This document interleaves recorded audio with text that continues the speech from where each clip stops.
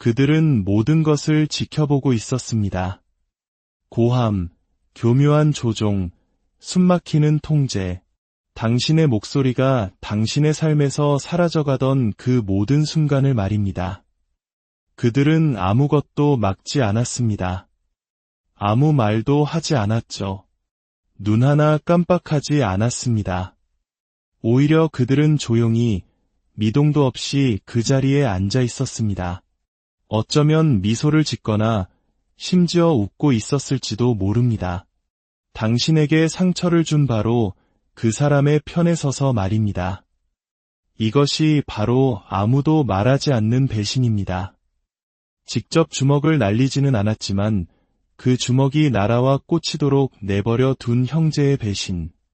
이것이 바로 당신이 수천 가지 변명 아래 묻어두었던 고통의 진짜 이름입니다. 그들도 잘 몰랐을 거야. 그 애도 힘들었으니까. 살아남기 위해 어쩔 수 없었을 거야. 하지만 마음 깊은 곳에서 당신은 기억합니다. 그들의 눈빛을, 당신을 분명히 보았지만 이내 고개를 돌려버리던 그 순간을. 가장 아픈 것은 바로 그 지점입니다. 부모가 당신에게 한 행동뿐만 아니라 당신의 형제가 하지 않은 행동, 당신이 결코 받지 못했던 보호, 결코 당신 편에 서주지 않았던 변호, 그들이 분명히 보았지만 결코 입 밖으로 내지 않았던 진실. 당신은 단순히 학대만 당한 것이 아닙니다. 당신은 버려졌습니다.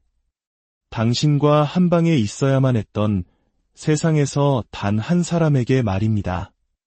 무슨 일이 일어나고 있는지 정확히 이해했던 사람, 왜냐하면 그들에게도 똑같은 일이 일어나고 있었으니까요. 하지만 그들은 당신의 손을 잡는 대신 자신의 안전을 택했습니다. 당신 곁에 서는 대신 부모의 등 뒤에 섰습니다. 침묵을 깨는 대신 그 침묵의 일부가 되었습니다. 혹시 당신의 형제가 왜 아무 말도 하지 않았는지 의문스러웠던 적이 있나요? 모든 것을 본 사람이 어떻게 아무 일도 없었던 것처럼 행동할 수 있는지 궁금했던 적이 있나요? 그들에게도 나름의 고통이 있었기에 그들을 원망하는 자신에게 죄책감을 느낀 적이 있나요? 부모로부터 살아남고 그 과정에서 형제마저 잃어버린 이중의 슬픔을 짊어져 본 적이 있다면 이 이야기는 바로 당신을 위한 것입니다. 이 이야기에 귀 기울여 주시기 전 잠시 시간을 내어 좋아요와 구독을 눌러주세요. 여러분의 작은 행동이 어둠 속에서 홀로 걷고 있는 또 다른 누군가에게는 당신은 혼자가 아니다라는 따뜻한 빛이 될 수 있습니다. 여러분의 삶에 언제나 평화와 은총이 함께하기를 기도합니다. 이제 쉽지 않은 여정이 되겠지만 우리는 무엇이 정말로 일어났는지 파헤쳐 볼 것입니다. 당신의 형제는 당신을 해친 사람과 한편이 되었는지, 그 배신이 어떻게 당신의 신뢰 체계를 무너뜨렸는지, 그리고 당신의 고통이 보이지 않도록 만들었던 사람을 위해 더 이상 변명하지 않으려면 무엇이 필요한지를 말입니다. 그 배신의 이름을 제대로 부르기 전까지 당신은 누군가가 외면할 때마다 계속해서 자신을 의심하게 될 테니까요. 우리는 흔히 이런 이야기를 믿도록 배웁니다. 트라우마는 형제를 더 가깝게 만들고 함께 겪은 고통은 깨지지 않는 유대를 형성하며 다른 누구도 이해하지 못할 때 형제만큼은 서로를 이해한다고 말이죠. 하지만 자기의 성 부모 밑에서 자란 가정에서 그 유대감은 변질됩니다. 당신들은 동료가 아니었습니다. 사랑과 안전, 숨쉴 공간을 두고 다투는 경쟁자였죠. 당신들에게는 역할이 주어졌습니다.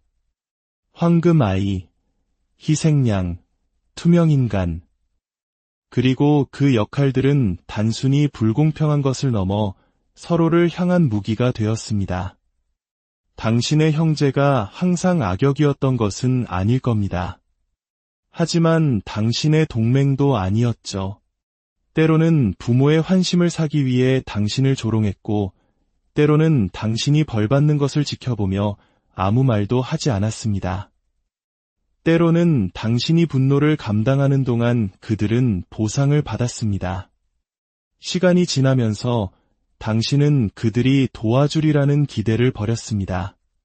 당신은 그 역학관계를 정상이라고 부르기 시작했습니다. 그들의 자기 보존을 순수함으로 착각하기 시작했죠. 하지만 여기에 진실이 있습니다. 생존이 공모의 죄를 지우지는 못합니다. 그리고 침묵은 결코 중립이 아닙니다. 특히 그 침묵이 가해자를 보호하고 피해자를 고립시킬 때는 더욱 그렇습니다. 침묵으로 동조한 형제는 당신이 부서지는 동안 아무것도 하지 않기만 하면 됐습니다. 그것만으로도 그들은 공모자였습니다. 아무도 당신에게 경고해주지 않은 사실이 바로 이것입니다. 배신은 항상 주먹으로 오는 것이 아니라는 것. 때로는 당신 옆자리에 앉아 아무것도 하지 않고 아무 말도 하지 않고 모든 일이 일어나도록 내버려두는 사람에게서 온다는 것을요. 그리고 당신이 제발 누군가 아무라도 이 상황을 멈춰주길 바라며 그들을 쳐다봤을 때 그들은 눈을 돌렸습니다. 당신은 단순히 상처만 입은 게 아니었습니다. 무방비 상태로 남겨졌습니다. 당신을 지켜줘야 할 부모뿐만 아니라 당신 곁에 서줄 수 있었던 형제에게서도요. 그리고 아마 몇 년이 지난 지금도 당신은 그 아픔을 떨쳐내지 못하고 있을 겁니다. 어른들뿐만 아니라 모든 것을 알아야만 했던, 아니, 실제로 알고 있었던 그 사람에게 외면당했다는 그 아픔을요. 그 아픔이 사라지지 않는다고 해서 당신이 원한에 차 있다는 뜻은 아닙니다. 그것은 당신이 드디어 깨어나고 있다는 증거입니다.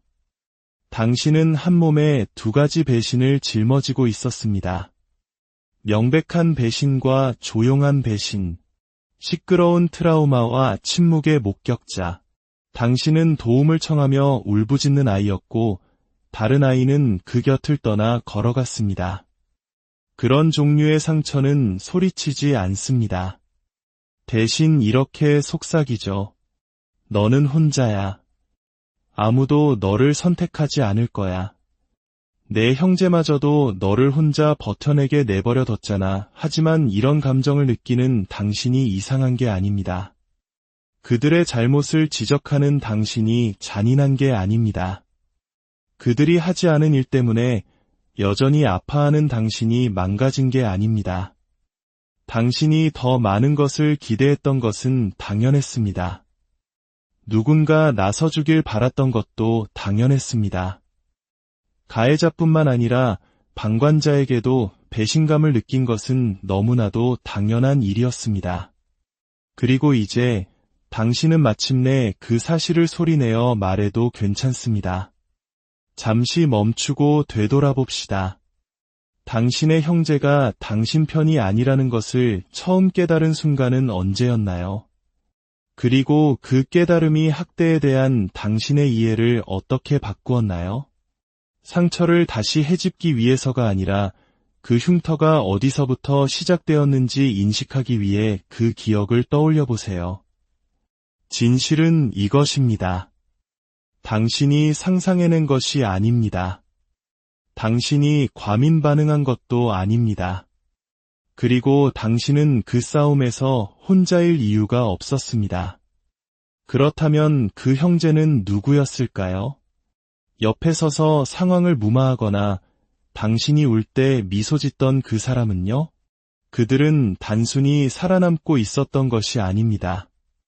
그들은 다른 무언가가 되어가고 있었습니다. 이제 그 조력자의 역할, 그것이 어떻게 형성되고 보상받으며 왜 어떤 형제들은 자기의 성 부모를 보호하는 데 그치지 않고 스스로가 또 다른 자기의 성 인격체가 되는지 깊이 파고들어 보겠습니다. 그들은 황금 아이도 희생양도 아니었습니다. 투명인간도 아니었죠. 하지만 그들은 훨씬 더 위험한 존재였습니다. 왜냐하면 그들이 그 비뚤어진 시스템 자체를 온전하게 유지시켰기 때문입니다. 그들은 바로 조력자였습니다. 어쩌면 당신에게 소리치지 않았을 겁니다. 당신을 때리지도 않았겠죠. 뒤에서 모든 것을 조종하지도 않았을 겁니다. 하지만 그들은 그 조종의 끈이 제자리에 단단히 묶여 있도록 만들었습니다. 당신이 자기의 성부모의 분노 속에서 살아남기 위해 발버둥칠 때 그들은 그 부모의 규칙을 연구하고 배우고 모방하고 마침내는 강요했습니다. 조력자 형제는 수동적이지 않습니다. 그들은 전략적입니다. 의식적으로든 무의식적으로든 권력에 저항하는 것보다 권력 가까이에 있는 것이 더 안전하다는 것을 배웠습니다. 가해자와 한편이 되는 것이 처벌을 덜 받고 때로는 더 많은 보상을 의미한다는 것을 깨달은 것이죠. 당신도 그런 유형을 알 겁니다. 당신의 존재를 지워버리는 부모의 말을 그대로 따라 하던 사람, 그저 내버려 둬라며 평화 중재자 역할을 하던 사람, 당신의 고통을 축소하고 분노를 다른 것으로 포장하며 학대를 원래 다 그런 거야라며 부드럽게 만들던 사람. 그것은 중립이 아닙니다. 명백한 배신입니다. 그들은 자기의 성부모의 거울이 되어 마치 정상적인 가족인 양 환상을 비춰주었습니다. 그들은 잔인함을 강한 사랑으로, 조종을 오해로, 당신의 고통을 과민 반응으로 둔갑시키는 통역사가 되었습니다. 그들은 당신을 직접 해칠 필요가 없었습니다. 그저 그 상처를 정상적인 것으로 만들면 그만이었습니다. 아무도 의문을 제기하지 않을 만큼만, 그래서 결국 당신 스스로를 의심하게 만들 만큼만 말이죠. 당신이 10살이라고 상상해보세요. 저녁 식탁에 형제와 나란히 앉아 있습니다. 부모님이 목소리를 높이자 당신은 애원하는 눈빛으로 형제를 쳐다봅니다. 울지 말고 밥이나 먹어. 형제는 모든 것을 안다는 듯 무거운 눈으로 당신을 흘끗 보더니 이내 부모님을 향해 고개를 돌리며 고개를 끄덕입니다. 당신을 위로하지도 다시 쳐다보지도 않습니다. 아무 말도 하지 않습니다. 그 순간은 단순한 침묵이 아닙니다. 그것은 허락입니다. 학대가 계속되어도 좋다는 허락. 가족의 거짓된 이야기가 도전받지 않고 유지되어도 좋다는 허락. 이런 일이 일어나는 걸까요? 이 질문에 답하기 위해 우리는 단순한 엮이는 가정을 넘어 배신의 심리학을 더 깊이 들여다볼 필요가 있습니다. 처음에는 조력자도 그저 살아남으려는 또 다른 아이에 불과합니다. 그들은 처벌을 피하는 법, 부모의 기분을 읽는 법, 적절한 때에 적절한 말을 하는 법을 배웁니다. 누군가 저항했을 때 어떤 일이 일어나는지 보고 자신은 절대 그 사람이 되지 않겠다고 다짐합니다. 정신분석학자 안나 프로이트가 말한 공격자와의 동일시라는 방어 기제가 바로 이것입니다. 가해자와 싸우는 대신 아이는 그들처럼 됩니다. 그것이 기분 좋아서가 아니라 표적이 되는 것보다 안전하다고 느끼기 때문입니다. 시간이 지나면서 그 적응은 정체성이 됩니다. 그리고 부모는 그들의 충성심을 알아보고 인정이나 관심 혹은 최소한의 감시 완화로 보상합니다. 그렇게 길들이기가 시작되고 조력자가 탄생합니다.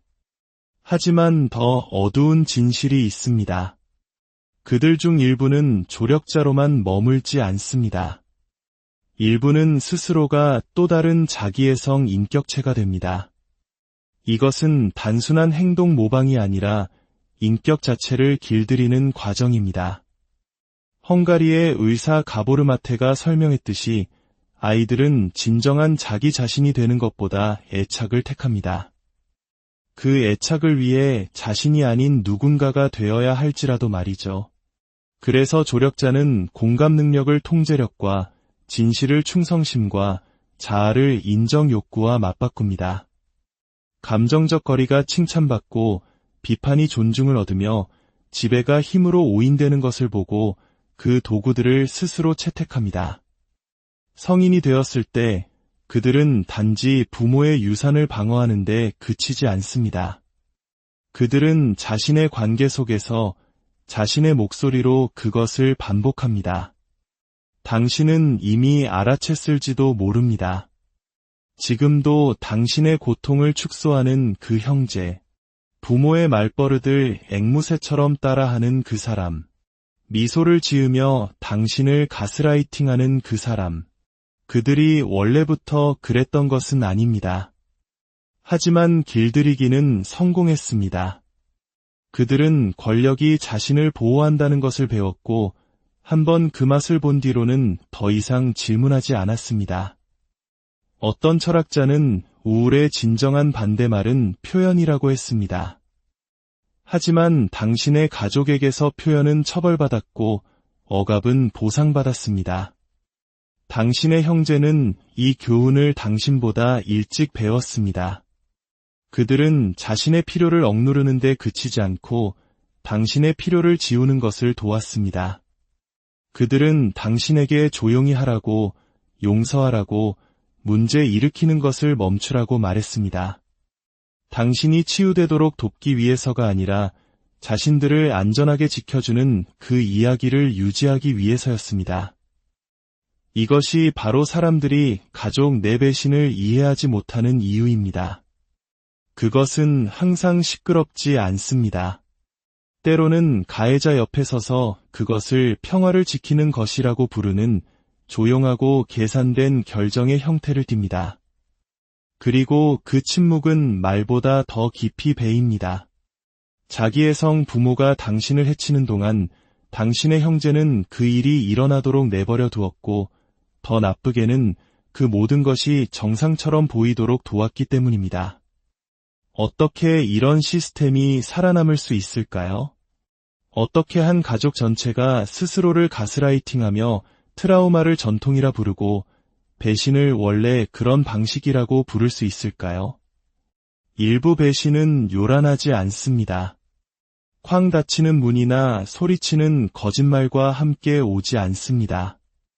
일부 배신은 조용하고 구조적이며 조력자 형제는 종종 그 구조를 가장 헌신적으로 설계한 건축가입니다. 그들은 단지 자기의 성 부모 옆에 서 있었던 것이 아닙니다. 그들은 당신과 진실 사이에 서 있었습니다.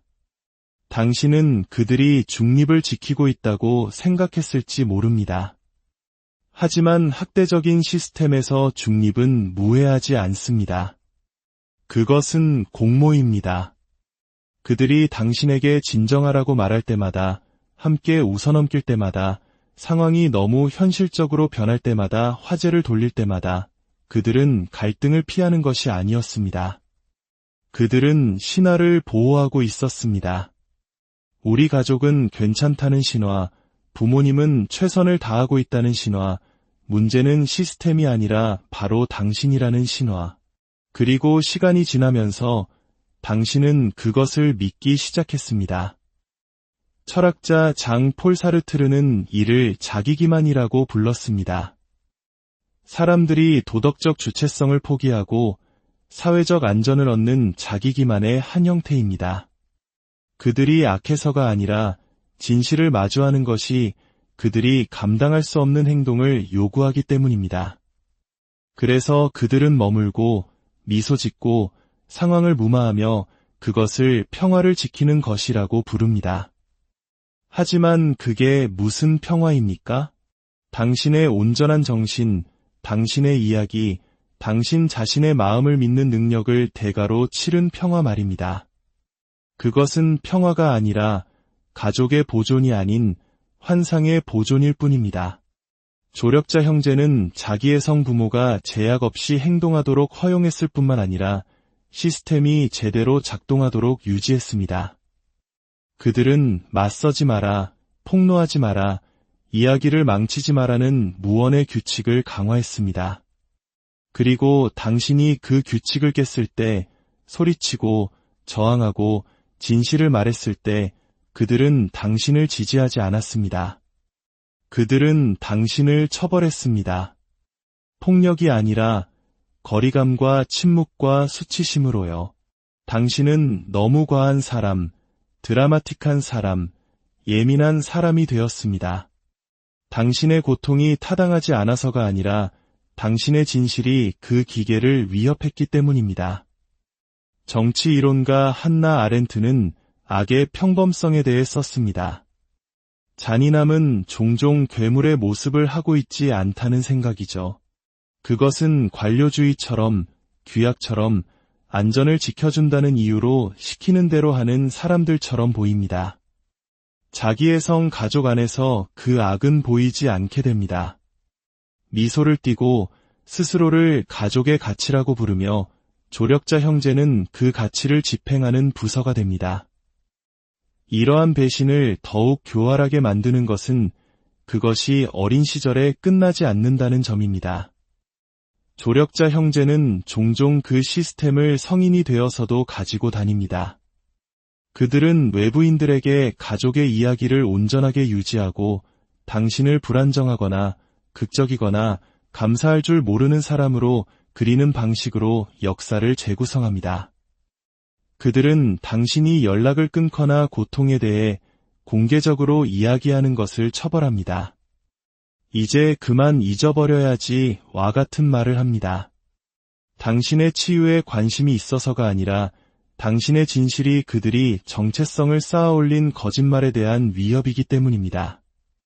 이런 식으로 조력자 형제는 가족이라는 망상의 관리인이 됩니다. 그들은 당신을 희생시키면서 그것을 지키고 반복하고 보호합니다. 이제 당신은 그들의 침묵이 당신 탓이 아니었음을 깨닫고 있습니다. 그것은 그들의 선택이었습니다. 당신의 고통, 당신의 이야기, 당신의 진실보다 시스템을 선택한 것이죠. 이것을 인정하는 것은 고통스럽습니다. 하지만 이것은 또한 해방의 시작이기도 합니다. 당신은 더 이상 그들의 인정을 구할 필요가 없습니다. 그들의 허락을 기다릴 필요도 없습니다. 당신은 드디어 당신의 상처를 있는 그대로 보고 당신이 겪은 일을 있는 그대로 말할 수 있습니다. 수년 동안, 어쩌면 수십 년 동안 당신은 당신의 형제가 언젠가는 진실을 인정해주기를 바랐을지 모릅니다. 하지만 이제 당신은 그들이 그러지 않을 것이라는, 아니, 그럴 수 없다는 것을 깨닫고 있습니다. 진실을 인정하는 것은 그들이 평생을 바쳐 지켜온 시스템 전체를 무너뜨리는 것을 의미하기 때문입니다. 당신은 당신이 겪은 일을 알기 위해 세상의 허락을 받을 필요가 없습니다. 그들이 그것을 기억해주기를 바랄 필요도 없습니다. 당신 자신만이 그것을 기억하면 됩니다. 당신의 슬픔에 이름을 붙이는 것은 패배가 아니라 주장입니다. 이런 일이 있었다. 나는 소중하다. 내 이야기는 가치가 있다. 당신의 형제가 당신의 고통을 지웠을 때 그들은 평화를 지키는 것이 아니었습니다. 그들은 불의를 영속시키고 있었습니다. 그것을 지적하는 것은 배신이 아니라 도덕적 명료함입니다. 이것은 복수에 관한 것이 아닙니다. 슬픔에 관한 것입니다. 결코 나서주지 않았던 형제에 대한 슬픔, 침묵이 충성이라고 말했던 가족에 대한 슬픔, 여전히 지워진 채로 남아있는 당신의 일부에 대한 슬픔, 그 슬픔이 오게 하세요. 분노처럼 느껴지게 하세요. 상실처럼, 그리고 안도감처럼 느껴지게 하세요. 슬픔은 시스템이 재부팅되는 과정이니까요. 만약 그들이 결코 인정하지 않을 것이라는 희망을 버린다면 당신은 마침내 무엇을 느끼도록 스스로에게 허락하겠습니까?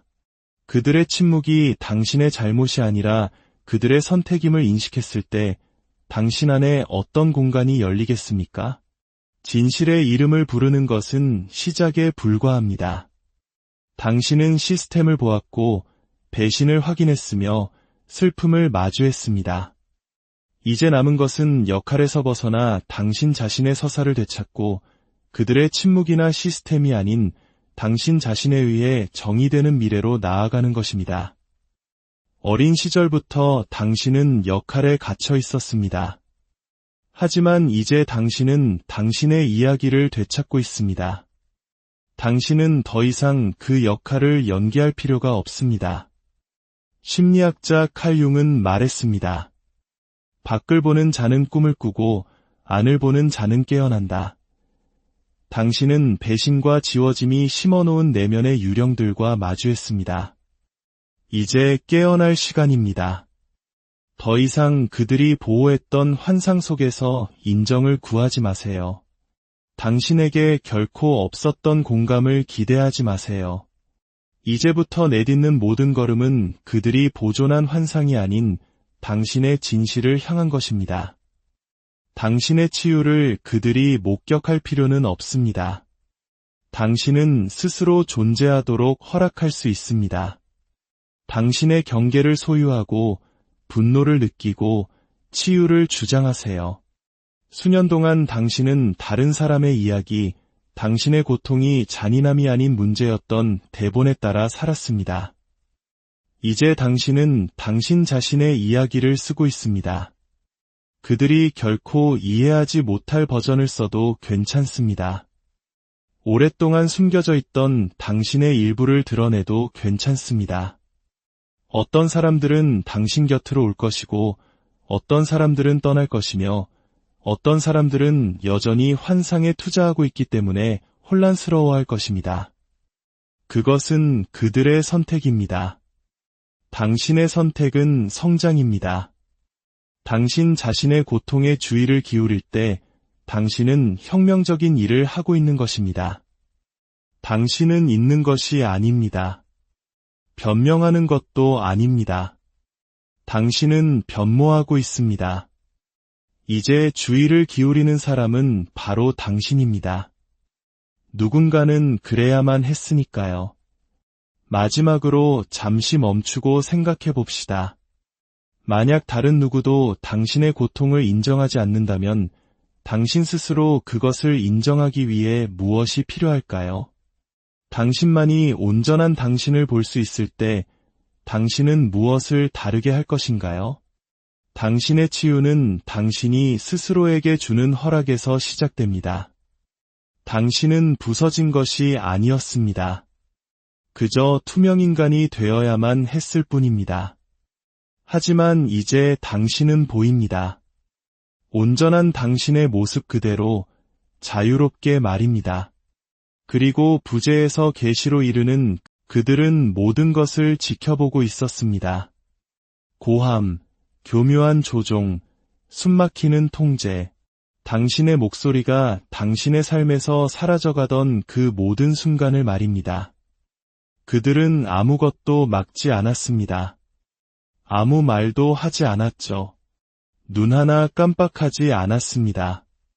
오히려 그들은 조용히 미동도 없이 그 자리에 앉아 있었습니다. 어쩌면 미소를 짓거나 심지어 웃고 있었을지도 모릅니다. 당신에게 상처를 준 바로 그 사람의 편에 서서 말입니다. 이것이 바로 아무도 말하지 않는 배신입니다.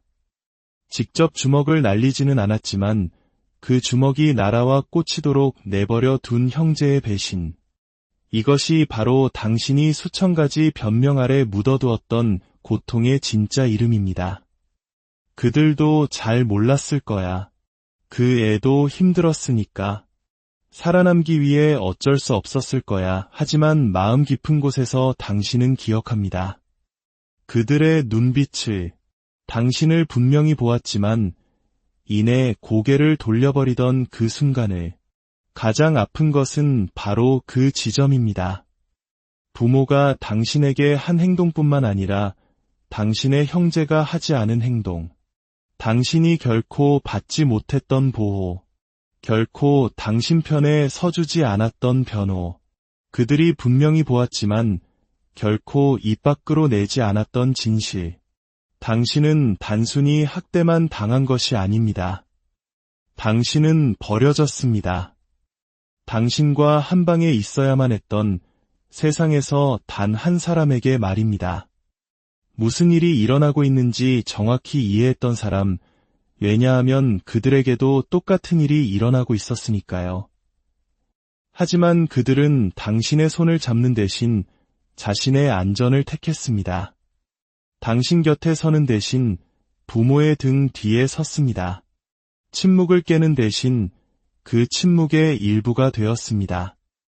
혹시 당신의 형제가 왜 아무 말도 하지 않았는지 의문스러웠던 적이 있나요? 모든 것을 본 사람이 어떻게 아무 일도 없었던 것처럼 행동할 수 있는지 궁금했던 적이 있나요?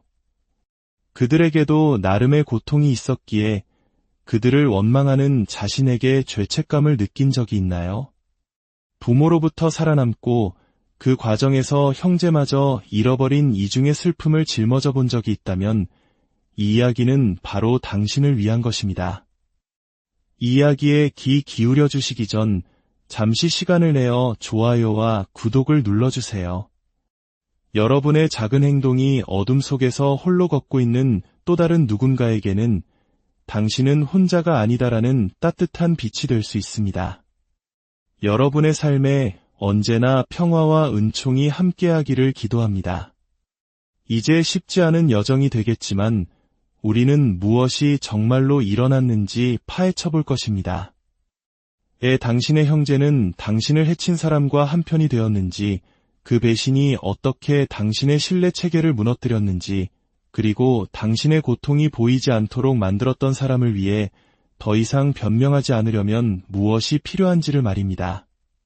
그 배신의 이름을 제대로 부르기 전까지 당신은 누군가가 외면할 때마다 계속해서 자신을 의심하게 될 테니까요. 우리는 흔히 이런 이야기를 믿도록 배웁니다. 트라우마는 형제를 더 가깝게 만들고 함께 겪은 고통은 깨지지 않는 유대를 형성하며 다른 누구도 이해하지 못할 때 형제만큼은 서로를 이해한다고 말이죠. 하지만 자기의 성 부모 밑에서 자란 가정에서 그 유대감은 변질됩니다. 당신들은 동료가 아니었습니다. 사랑과 안전, 숨쉴 공간을 두고 다투는 경쟁자였죠. 당신들에게는 역할이 주어졌습니다. 황금아이, 희생양, 투명인간. 그리고 그 역할들은 단순히 불공평한 것을 넘어 서로를 향한 무기가 되었습니다. 당신의 형제가 항상 악역이었던 것은 아닐 겁니다. 하지만 당신의 동맹도 아니었죠. 때로는 부모의 환심을 사기 위해 당신을 조롱했고, 때로는 당신이 벌받는 것을 지켜보며 아무 말도 하지 않았습니다. 때로는 당신이 분노를 감당하는 동안 그들은 보상을 받았습니다. 시간이 지나면서 당신은 그들이 도와주리라는 기대를 버렸습니다. 당신은 그 역학관계를 정상이라고 부르기 시작했습니다. 그들의 자기 보존을 순수함으로 착각하기 시작했죠. 하지만 여기에 진실이 있습니다. 생존이 공모의 죄를 지우지는 못합니다. 그리고 침묵은 결코 중립이 아닙니다. 특히 그 침묵이 가해자를 보호하고 피해자를 고립시킬 때는 더욱 그렇습니다. 침묵으로 동조한 형제는 당신이 부서지는 동안 아무것도 하지 않기만 하면 됐습니다. 그것만으로도 그들은 공모자였습니다. 아무도 당신에게 경고해주지 않은 사실이 바로 이것입니다. 배신은 항상 주먹으로 오는 것이 아니라는 것. 때로는 당신 옆자리에 앉아 아무것도 하지 않고 아무 말도 하지 않고 모든 일이 일어나도록 내버려두는 사람에게서 온다는 것을요. 그리고 당신이 제발 누군가 아무라도 이 상황을 멈춰주길 바라며 그들을 쳐다봤을 때 그들은 눈을 돌렸습니다. 당신은 단순히 상처만 입은 게 아니었습니다. 무방비 상태로 남겨졌습니다. 당신을 지켜줘야 할 부모뿐만 아니라 당신 곁에 서줄 수 있었던 형제에게서도요. 그리고 아마 몇 년이 지난 지금도 당신은 그 아픔을 떨쳐내지 못하고 있을 겁니다. 어른들뿐만 아니라 모든 것을 알아야만 했던, 아니, 실제로 알고 있었던 그 사람에게 외면당했다는 그 아픔을요. 그 아픔이 사라지지 않는다고 해서 당신이 원한에 차 있다는 뜻은 아닙니다. 그것은 당신이 드디어 깨어나고 있다는 증거입니다. 당신은 한 몸에 두 가지 배신을 짊어지고 있었습니다. 명백한 배신과 조용한 배신, 시끄러운 트라우마와 침묵의 목격자. 당신은 도움을 청하며 울부짖는 아이였고 다른 아이는 그 곁을 떠나 걸어갔습니다. 그런 종류의 상처는 소리치지 않습니다. 대신 이렇게 속삭이죠. 너는 혼자야.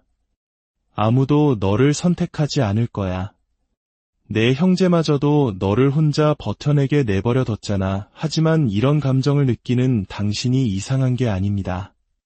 그들의 잘못을 지적하는 당신이 잔인한 게 아닙니다. 그들이 하지 않은 일 때문에 여전히 아파하는 당신이 망가진 게 아닙니다.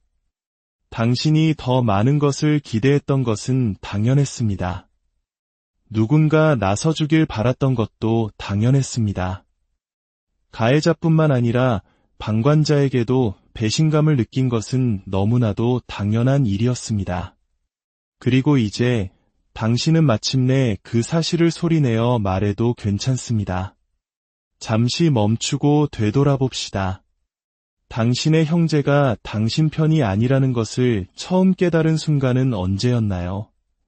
그리고 그 깨달음이 학대에 대한 당신의 이해를 어떻게 바꾸었나요?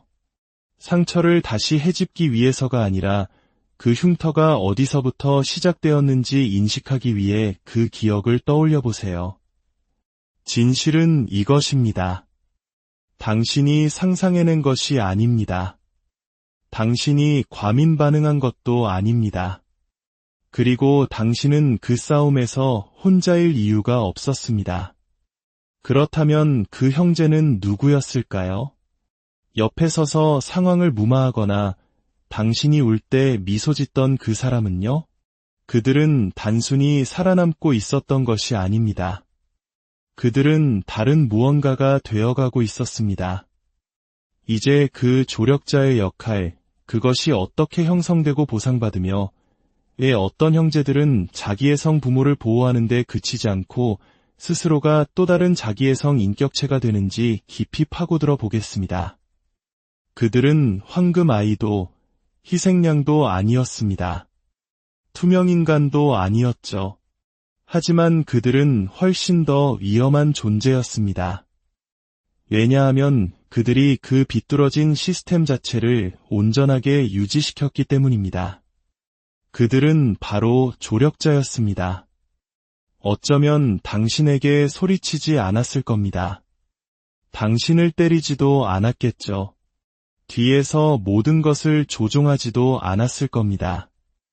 하지만 그들은 그 조종의 끈이 제자리에 단단히 묶여 있도록 만들었습니다. 당신이 자기의 성부모의 분노 속에서 살아남기 위해 발버둥칠 때 그들은 그 부모의 규칙을 연구하고 배우고 모방하고 마침내는 강요했습니다. 조력자 형제는 수동적이지 않습니다. 그들은 전략적입니다. 의식적으로든 무의식적으로든 권력에 저항하는 것보다 권력 가까이에 있는 것이 더 안전하다는 것을 배웠습니다. 가해자와 한편이 되는 것이 처벌을 덜 받고 때로는 더 많은 보상을 의미한다는 것을 깨달은 것이죠. 당신도 그런 유형을 알 겁니다. 당신의 존재를 지워버리는 부모의 말을 그대로 따라 하던 사람, 그저 내버려 두어라며 평화 중재자 역할을 하던 사람, 당신의 고통을 축소하고 분노를 다른 것으로 포장하며 학대를 원래 다 그런 거야 라며 부드럽게 만들던 사람. 그것은 중립이 아닙니다. 명백한 배신입니다. 그들은 자기의 성부모의 거울이 되어 마치 정상적인 가족인 양 환상을 비춰주었습니다. 그들은 잔인함을 강한 사랑으로, 조종을 오해로, 당신의 고통을 과민 반응으로 둔갑시키는 통역사가 되었습니다. 그들은 당신을 직접 해칠 필요가 없었습니다. 그저 그 상처를 정상적인 것으로 만들면 그만이었습니다. 아무도 의문을 제기하지 않을 만큼만, 그래서 결국 당신 스스로를 의심하게 만들 만큼만 말이죠. 당신이 10살이라고 상상해보세요. 저녁 식탁에 형제와 나란히 앉아 있습니다. 부모님이 목소리를 높이자 당신은 애원하는 눈빛으로 형제를 쳐다봅니다. 울지 말고 밥이나 먹어. 형제는 모든 것을 안다는 듯 무거운 눈으로 당신을 흘끗 보더니 이내 부모님을 향해 고개를 돌리며 고개를 끄덕입니다. 당신을 위로하지도 다시 쳐다보지도 않습니다. 아무 말도 하지 않습니다. 그 순간은 단순한 침묵이 아닙니다. 그것은 허락입니다. 학대가 계속되어도 좋다는 허락. 가족의 거짓된 이야기가 도전받지 않고 유지되어도 좋다는 허락. 이런 일이 일어나는 걸까요? 이 질문에 답하기 위해 우리는 단순한 엮이는 가정을 넘어 배신의 심리학을 더 깊이 들여다볼 필요가 있습니다. 처음에는 조력자도 그저 살아남으려는 또 다른 아이에 불과합니다. 그들은 처벌을 피하는 법, 부모의 기분을 읽는 법, 적절한 때에 적절한 말을 하는 법을 배웁니다. 누군가 저항했을 때 어떤 일이 일어나는지 보고 자신은 절대 그 사람이 되지 않겠다고 다짐합니다. 정신분석학자 안나 프로이트가 말한 공격자와의 동일시라는 방어 기제가 바로 이것입니다. 가해자와 싸우는 대신 아이는 그들처럼 됩니다. 그것이 기분 좋아서가 아니라 표적이 되는 것보다 안전하다고 느끼기 때문입니다. 시간이 지나면서 그 적응은 정체성이 됩니다. 그리고 부모는 그들의 충성심을 알아보고 인정이나 관심 혹은 최소한의 감시 완화로 보상합니다. 그렇게 길들이기가 시작되고 조력자가 탄생합니다. 하지만 더 어두운 진실이 있습니다. 그들 중 일부는 조력자로만 머물지 않습니다. 일부는 스스로가 또 다른 자기애성 인격체가 됩니다. 이것은 단순한 행동 모방이 아니라 인격 자체를 길들이는 과정입니다. 헝가리의 의사 가보르마테가 설명했듯이 아이들은 진정한 자기 자신이 되는 것보다 애착을 택합니다. 그 애착을 위해 자신이 아닌 누군가가 되어야 할지라도 말이죠. 그래서 조력자는 공감 능력을 통제력과 진실을 충성심과 자아를 인정 욕구와 맞바꿉니다. 감정적 거리가 칭찬받고 비판이 존중을 얻으며 지배가 힘으로 오인되는 것을 보고 그 도구들을 스스로 채택합니다. 성인이 되었을 때 그들은 단지 부모의 유산을 방어하는 데 그치지 않습니다. 그들은 자신의 관계 속에서 자신의 목소리로 그것을 반복합니다. 당신은 이미 알아챘을지도 모릅니다. 지금도 당신의 고통을 축소하는 그 형제, 부모의 말버릇을 앵무새처럼 따라하는 그 사람, 미소를 지으며 당신을 가스라이팅하는 그 사람, 그들이 원래부터 그랬던 것은 아닙니다. 하지만 길들이기는 성공했습니다. 그들은 권력이 자신을 보호한다는 것을 배웠고 한번 그 맛을 본 뒤로는 더 이상 질문하지 않았습니다. 어떤 철학자는 우울의 진정한 반대말은 표현이라고 했습니다. 하지만 당신의 가족에게서 표현은 처벌받았고 억압은 보상받았습니다. 당신의 형제는 이 교훈을 당신보다 일찍 배웠습니다. 그들은 자신의 필요를 억누르는 데 그치지 않고 당신의 필요를 지우는 것을 도왔습니다. 그들은 당신에게 조용히 하라고, 용서하라고, 문제 일으키는 것을 멈추라고 말했습니다. 당신이 치유되도록 돕기 위해서가 아니라 자신들을 안전하게 지켜주는 그 이야기를 유지하기 위해서였습니다. 이것이 바로 사람들이 가족 내 배신을 이해하지 못하는 이유입니다. 그것은 항상 시끄럽지 않습니다. 때로는 가해자 옆에 서서 그것을 평화를 지키는 것이라고 부르는 조용하고 계산된 결정의 형태를 띱니다. 그리고 그 침묵은 말보다 더 깊이 배입니다. 자기의 성 부모가 당신을 해치는 동안 당신의 형제는 그 일이 일어나도록 내버려 두었고, 더 나쁘게는 그 모든 것이 정상처럼 보이도록 도왔기 때문입니다. 어떻게 이런 시스템이 살아남을 수 있을까요? 어떻게 한 가족 전체가 스스로를 가스라이팅하며 트라우마를 전통이라 부르고 배신을 원래 그런 방식이라고 부를 수 있을까요? 일부 배신은 요란하지 않습니다. 쾅 닫히는 문이나 소리치는 거짓말과 함께 오지 않습니다. 일부 배신은 조용하고 구조적이며 조력자 형제는 종종 그 구조를 가장 헌신적으로 설계한 건축가입니다. 그들은 단지 자기의 성 부모 옆에 서 있었던 것이 아닙니다. 그들은 당신과 진실 사이에 서 있었습니다. 당신은 그들이 중립을 지키고 있다고 생각했을지 모릅니다. 하지만 학대적인 시스템에서 중립은 무해하지 않습니다. 그것은 공모입니다. 그들이 당신에게 진정하라고 말할 때마다, 함께 웃어넘길 때마다, 상황이 너무 현실적으로 변할 때마다, 화제를 돌릴 때마다 그들은 갈등을 피하는 것이 아니었습니다. 그들은 신화를 보호하고 있었습니다. 우리 가족은 괜찮다는 신화, 부모님은 최선을 다하고 있다는 신화, 문제는 시스템이 아니라 바로 당신이라는 신화. 그리고 시간이 지나면서 당신은 그것을 믿기 시작했습니다. 철학자 장 폴 사르트르는 이를 자기기만이라고 불렀습니다. 사람들이 도덕적 주체성을 포기하고 사회적 안전을 얻는 자기기만의 한 형태입니다. 그들이 악해서가 아니라 진실을 마주하는 것이 그들이 감당할 수 없는 행동을 요구하기 때문입니다. 그래서 그들은 머물고 미소 짓고 상황을 무마하며 그것을 평화를 지키는 것이라고 부릅니다. 하지만 그게 무슨 평화입니까? 당신의 온전한 정신, 당신의 이야기, 당신 자신의 마음을 믿는 능력을 대가로 치른 평화 말입니다.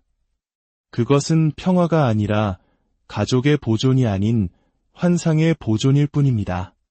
조력자 형제는 자기의 성부모가 제약 없이 행동하도록 허용했을 뿐만 아니라 시스템이 제대로 작동하도록 유지했습니다. 그들은 맞서지 마라, 폭로하지 마라, 이야기를 망치지 마라는 무언의 규칙을 강화했습니다. 그리고 당신이 그 규칙을 깼을 때, 소리치고 저항하고 진실을 말했을 때 그들은 당신을 지지하지 않았습니다. 그들은 당신을 처벌했습니다. 폭력이 아니라 거리감과 침묵과 수치심으로요. 당신은 너무 과한 사람, 드라마틱한 사람, 예민한 사람이 되었습니다. 당신의 고통이 타당하지 않아서가 아니라 당신의 진실이 그 기계를 위협했기 때문입니다. 정치 이론가 한나 아렌트는 악의 평범성에 대해 썼습니다. 잔인함은 종종 괴물의 모습을 하고 있지 않다는 생각이죠. 그것은 관료주의처럼, 규약처럼 안전을 지켜준다는 이유로 시키는 대로 하는 사람들처럼 보입니다. 자기의 성 가족 안에서 그 악은 보이지 않게 됩니다. 미소를 띠고 스스로를 가족의 가치라고 부르며 조력자 형제는 그 가치를 집행하는 부서가 됩니다. 이러한 배신을 더욱 교활하게 만드는 것은 그것이 어린 시절에 끝나지 않는다는 점입니다. 조력자 형제는 종종 그 시스템을 성인이 되어서도 가지고 다닙니다. 그들은 외부인들에게 가족의 이야기를 온전하게 유지하고 당신을 불안정하거나 극적이거나 감사할 줄 모르는 사람으로 그리는 방식으로 역사를 재구성합니다. 그들은 당신이 연락을 끊거나 고통에 대해 공개적으로 이야기하는 것을 처벌합니다. 이제 그만 잊어버려야지 와 같은 말을 합니다.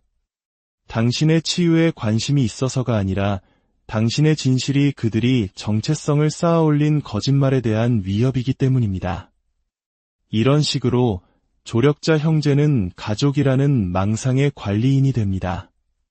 그들은 당신을 희생시키면서 그것을 지키고 반복하고 보호합니다. 이제 당신은 그들의 침묵이 당신 탓이 아니었음을 깨닫고 있습니다. 그것은 그들의 선택이었습니다. 당신의 고통, 당신의 이야기, 당신의 진실보다 시스템을 선택한 것이죠. 이것을 인정하는 것은 고통스럽습니다. 하지만 이것은 또한 해방의 시작이기도 합니다. 당신은 더 이상 그들의 인정을 구할 필요가 없습니다. 그들의 허락을 기다릴 필요도 없습니다. 당신은 드디어 당신의 상처를 있는 그대로 보고 당신이 겪은 일을 있는 그대로 말할 수 있습니다. 수년 동안, 어쩌면 수십 년 동안 당신은 당신의 형제가 언젠가는 진실을 인정해주기를 바랐을지 모릅니다. 하지만 이제 당신은 그들이 그러지 않을 것이라는, 아니, 그럴 수 없다는 것을 깨닫고 있습니다. 진실을 인정하는 것은 그들이 평생을 바쳐 지켜온 시스템 전체를 무너뜨리는 것을 의미하기 때문입니다. 당신은 당신이 겪은 일을 알기 위해 세상의 허락을 받을 필요가 없습니다. 그들이 그것을 기억해주기를 바랄 필요도 없습니다. 당신 자신만이 그것을 기억하면 됩니다. 당신의 슬픔에 이름을 붙이는 것은 패배가 아니라 주장입니다. 이런 일이 있었다. 나는 소중하다. 내 이야기는 가치가 있다. 당신의 형제가 당신의 고통을 지웠을 때 그들은 평화를 지키는 것이 아니었습니다. 그들은 불의를 영속시키고 있었습니다. 그것을 지적하는 것은 배신이 아니라 도덕적 명료함입니다. 이것은 복수에 관한 것이 아닙니다. 슬픔에 관한 것입니다. 결코 나서주지 않았던 형제에 대한 슬픔, 침묵이 충성이라고 말했던 가족에 대한 슬픔, 여전히 지워진 채로 남아있는 당신의 일부에 대한 슬픔, 그 슬픔이 오게 하세요. 분노처럼 느껴지게 하세요. 상실처럼, 그리고 안도감처럼 느껴지게 하세요. 슬픔은 시스템이 재부팅되는 과정이니까요. 만약 그들이 결코 인정하지 않을 것이라는 희망을 버린다면 당신은 마침내 무엇을 느끼도록 스스로에게 허락하겠습니까? 그들의 침묵이 당신의 잘못이 아니라 그들의 선택임을 인식했을 때 당신 안에 어떤 공간이 열리겠습니까? 진실의 이름을 부르는 것은 시작에 불과합니다. 당신은 시스템을 보았고 배신을 확인했으며 슬픔을 마주했습니다. 이제 남은 것은 역할에서 벗어나 당신 자신의 서사를 되찾고 그들의 침묵이나 시스템이 아닌 당신 자신에 의해 정의되는 미래로 나아가는 것입니다. 어린 시절부터 당신은 역할에 갇혀 있었습니다. 하지만 이제 당신은 당신의 이야기를 되찾고 있습니다. 당신은 더 이상 그 역할을 연기할 필요가 없습니다. 심리학자 칼 융은 말했습니다. 밖을 보는 자는 꿈을 꾸고 안을 보는 자는 깨어난다. 당신은 배신과 지워짐이 심어놓은 내면의 유령들과 마주했습니다. 이제 깨어날 시간입니다. 더 이상 그들이 보호했던 환상 속에서 인정을 구하지 마세요. 당신에게 결코 없었던 공감을 기대하지 마세요. 이제부터 내딛는 모든 걸음은 그들이 보존한 환상이 아닌 당신의 진실을 향한 것입니다.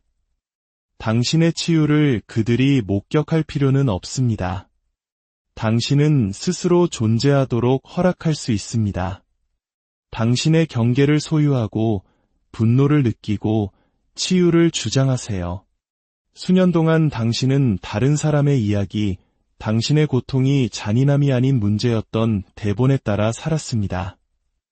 이제 당신은 당신 자신의 이야기를 쓰고 있습니다. 그들이 결코 이해하지 못할 버전을 써도 괜찮습니다. 오랫동안 숨겨져 있던 당신의 일부를 드러내도 괜찮습니다. 어떤 사람들은 당신 곁으로 올 것이고 어떤 사람들은 떠날 것이며 어떤 사람들은 여전히 환상에 투자하고 있기 때문에 혼란스러워할 것입니다. 그것은 그들의 선택입니다. 당신의 선택은 성장입니다. 당신 자신의 고통에 주의를 기울일 때 당신은 혁명적인 일을 하고 있는 것입니다. 당신은 있는 것이 아닙니다. 변명하는 것도 아닙니다. 당신은 변모하고 있습니다. 이제 주의를 기울이는 사람은 바로 당신입니다. 누군가는 그래야만 했으니까요. 마지막으로 잠시 멈추고 생각해 봅시다. 만약 다른 누구도 당신의 고통을 인정하지 않는다면 당신 스스로 그것을 인정하기 위해 무엇이 필요할까요? 당신만이 온전한 당신을 볼 수 있을 때 당신은 무엇을 다르게 할 것인가요? 당신의 치유는 당신이 스스로에게 주는 허락에서 시작됩니다. 당신은 부서진 것이 아니었습니다. 그저 투명인간이 되어야만 했을 뿐입니다.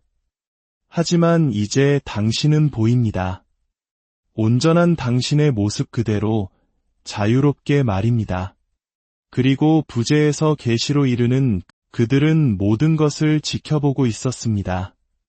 고함, 교묘한 조종, 숨막히는 통제, 당신의 목소리가 당신의 삶에서 사라져가던 그 모든 순간을 말입니다. 그들은 아무것도 막지 않았습니다. 아무 말도 하지 않았죠. 눈 하나 깜빡하지 않았습니다.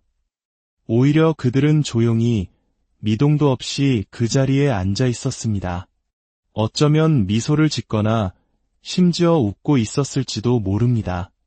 당신에게 상처를 준 바로 그 사람의 편에 서서 말입니다. 이것이 바로 아무도 말하지 않는 배신입니다. 직접 주먹을 날리지는 않았지만 그 주먹이 날아와 꽂히도록 내버려 둔 형제의 배신. 이것이 바로 당신이 수천 가지 변명 아래 묻어두었던 고통의 진짜 이름입니다. 그들도 잘 몰랐을 거야. 그 애도 힘들었으니까. 살아남기 위해 어쩔 수 없었을 거야. 하지만 마음 깊은 곳에서 당신은 기억합니다. 그들의 눈빛을, 당신을 분명히 보았지만 이내 고개를 돌려버리던 그 순간을. 가장 아픈 것은 바로 그 지점입니다. 부모가 당신에게 한 행동뿐만 아니라 당신의 형제가 하지 않은 행동, 당신이 결코 받지 못했던 보호, 결코 당신 편에 서주지 않았던 변호, 그들이 분명히 보았지만 결코 입 밖으로 내지 않았던 진실. 당신은 단순히 학대만 당한 것이 아닙니다. 당신은 버려졌습니다. 당신과 한 방에 있어야만 했던 세상에서 단 한 사람에게 말입니다. 무슨 일이 일어나고 있는지 정확히 이해했던 사람, 왜냐하면 그들에게도 똑같은 일이 일어나고 있었으니까요. 하지만 그들은 당신의 손을 잡는 대신 자신의 안전을 택했습니다.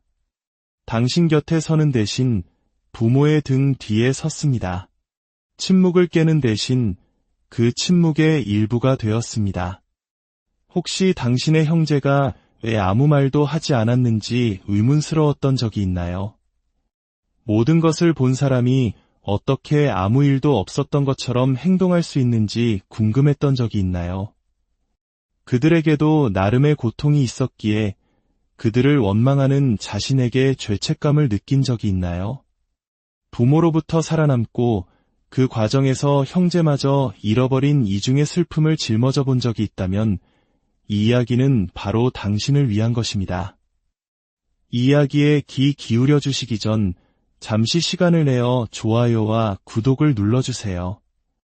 여러분의 작은 행동이 어둠 속에서 홀로 걷고 있는 또 다른 누군가에게는 당신은 혼자가 아니다라는 따뜻한 빛이 될 수 있습니다. 여러분의 삶에 언제나 평화와 은총이 함께하기를 기도합니다. 이제 쉽지 않은 여정이 되겠지만 우리는 무엇이 정말로 일어났는지 파헤쳐 볼 것입니다. 당신의 형제는 당신을 해친 사람과 한편이 되었는지, 그 배신이 어떻게 당신의 신뢰 체계를 무너뜨렸는지, 그리고 당신의 고통이 보이지 않도록 만들었던 사람을 위해 더 이상 변명하지 않으려면 무엇이 필요한지를 말입니다. 그 배신의 이름을 제대로 부르기 전까지 당신은 누군가가 외면할 때마다 계속해서 자신을 의심하게 될 테니까요. 우리는 흔히 이런 이야기를 믿도록 배웁니다. 트라우마는 형제를 더